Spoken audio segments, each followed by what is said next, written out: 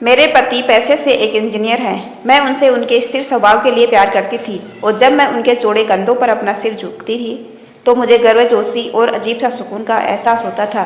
3 साल प्रेमालाप और अब शादी के 2 साल बीतने के बाद मुझे यह स्वीकार करना होगा कि मैं इससे थक गई हूँ। मेरे पहले उसे प्यार करने के जो भी कारण थे अब वही मेरी सारी बेचैनी के कारण बन गए हैं। मैं एक भावुक महिला हूँ और जब रिश्ते और मेरी भावनाओं की बात आती है तो मैं बेहद संवेदनशील हूँ। मैं रोमांटिक पलों के लिए उसी तरह तरसती हूँ जैसे कैंडी के लिए तरस रही एक छोटी लड़की। मेरे पति मेरे बिल्कुल विपरीत हैं।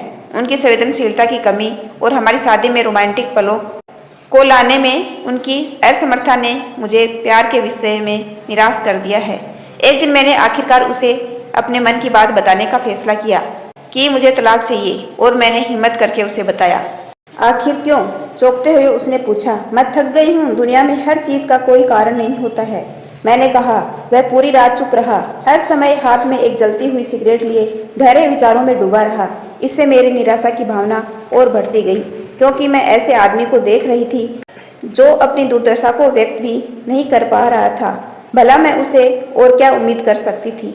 और अंत में उसने मुझसे पूछा, मैं तुम्हारा मन बदलने के लिए क्या कर सकता हूँ? किसी ने सच ही कहा है कि किसी के व्यक्तित्व को बदलना मुश्किल है। मुझे लगता है मेरा उस पर से विश्वास उठना शुरू हो गया है। उसकी आंखों में गहराई से देखते हुए मैंने धीरे से उत्तर दिया, मैं तुम्हें एक सवाल पूछती हूँ। अगर तुम्हारा जवाब मेरे दिल को मना सके तो मैं अपना विचार बदल दूंगी।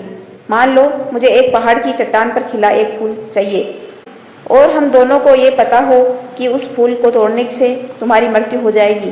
क्या तुम मेरे लिए ऐसा करोगे? उसने कहा। मैं कल तुम्हें इसका जवाब दूंगा। उसकी प्रतिक्रिया सुनकर ही मेरी उम्मीदें धराशायी हो गई। मैं अगली सुबह उठी तो पाया कि वह चला गया था और सामने के दरवाजे के पास खाने की मेज पर दूध के गिलास के नीचे उसकी खुरदरी लिखावट के साथ कागज का एक टुकड़ा पड़ा था जो पढ़े जाने पर यह बातें बयां करता था। प्रिय, मैं तुम्हारे लिए वह फूल नहीं तोड़ूंगा, लेकिन अगर तुम चाहो तो मैं तुम्हें इसके पीछे का कारण जरूर बताना चाहूँगा। यह पहली पंक्ति पढ़ते ही मेरे दिल के हजारों टुकड़े हो गए। फिर भी मैंने पढ़ना जारी रखा। जब तुम कंप्यूटर का इस्तेमाल करती हो तो तुम हमेशा सॉफ्टवेयर प्रोग्राम को गड़बड़ कर देती हो। अंत में तुम स्क्रीन के सामने बैठकर रोती हो। मुझे अपनी अंगुलियों को जिंदा रखना पड़ेगा ताकि मैं प्रोग्राम को पुनर्स्थापित करके तुम्हारे कीमती आंसू बहने से रोक सकूं। तुम हमेशा घर की चाबियां गुम्मा देती हो, इसलिए मुझे दरवाज़ा खोलने के लिए अपने पैरों को जिंदा रखना पड़ेगा ताकि दरवाज़ा तोड़कर तुम्हें घर के अंदर ले जा सकूं।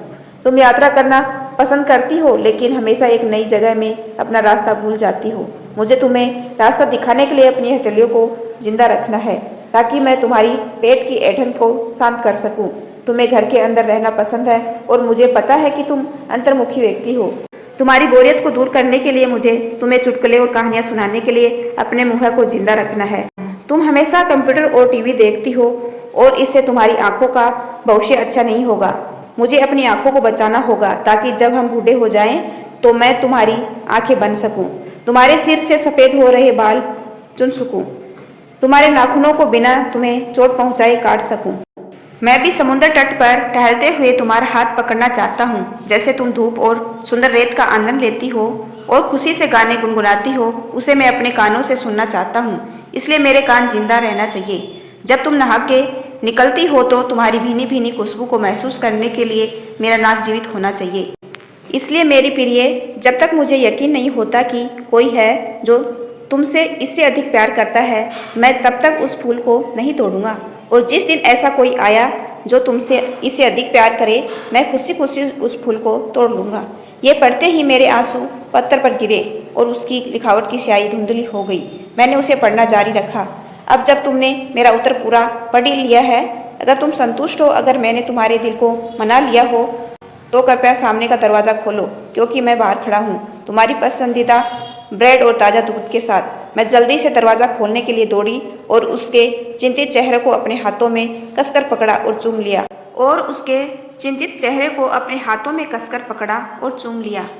और उसकी भावों में समा गई।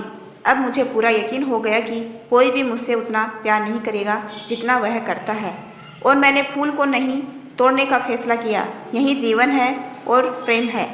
जब कोई प्यार से घिरा होता है तो उत्तेजना की भावना दूर हो जाती है और वह उस सच्चे प्यार को नज़रअंदाज कर देता है। जो शांति और निरसता के बीच में होता है। प्यार सभी रूपों में प्रकट होता है, यहाँ तक कि बहुत छोटे और सूक्ष्म रूपों में भी। इसका कभी एक मॉडल नहीं रहा है। यह सबसे नीरस और उबाऊ रूप में भी हो सकता है। फूल और रोमांस प्यार का हिस्सा हो सकते हैं, पर प्यार नहीं। तो दोस्तों, आपको ये प्यार भरी पति पत्नी की कहानी कैसी लगी?